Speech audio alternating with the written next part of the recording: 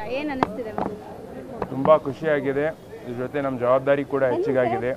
ಬೀದರ್ ಲೋಕಸಭಾ ಕ್ಷೇತ್ರದ ಮಹಾಜನತೆ ನಮ್ಮ ಮೇಲೆ ನಂಬಿಕೆ ಇಟ್ಟು ನಮಗೆ ಹೆಚ್ಚಿನ ರೀತಿಯಲ್ಲಿ ನಮಗೆ ಬೆಂಬಲ ಕೊಟ್ಟು ಪ್ರಚಂಡ ಬಹುಮತದಿಂದ ನಮಗೆ ಗೆದ್ದು ತಂದಿದ್ದಾರೆ. ಅವ್ರ ನಿರೀಕ್ಷೆ ತಕ್ಕಂತೆ ನಾವು ಕೆಲಸ ಮಾಡ್ತೀವಿ ಅಂತ ನಾನು ಹೇಳೋದಕ್ಕೆ ಬಯಸುತ್ತೇನೆ.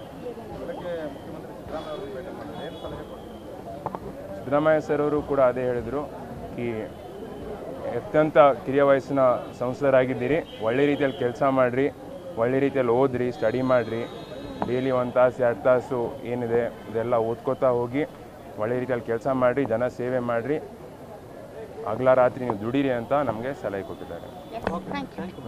ಏನು ಅನ್ನಿಸ್ತಿದೆ? ತುಂಬ ಖುಷಿಯಾಗಿದೆ. ಇದ್ರ ಜೊತೆ ನಮ್ಮ ಜವಾಬ್ದಾರಿ ಕೂಡ ಹೆಚ್ಚಿಗಾಗಿದೆ.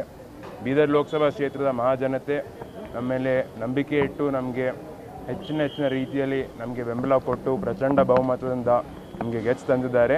ಅವ್ರ ನಿರೀಕ್ಷೆ ತಕ್ಕಂತೆ ನಾವು ಕೆಲಸ ಮಾಡ್ತೀವಿ ಅಂತ ನಾನು ಹೇಳೋದಕ್ಕೆ ಬಯಸುತ್ತೇನೆ.